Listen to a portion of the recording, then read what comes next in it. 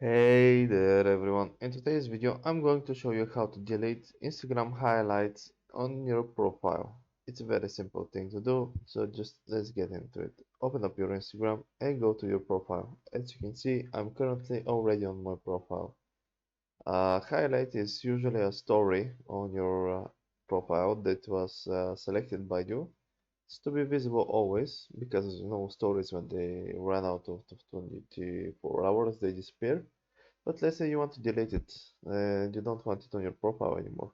What you have to do is just hold on to it and select delete highlight, and we will ask you, are you sure you want to delete this highlight? Select delete, and that's it.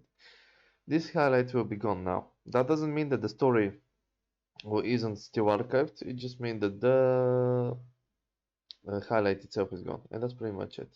Hope this helped. If it did, leave a like and subscribe, and see you next time.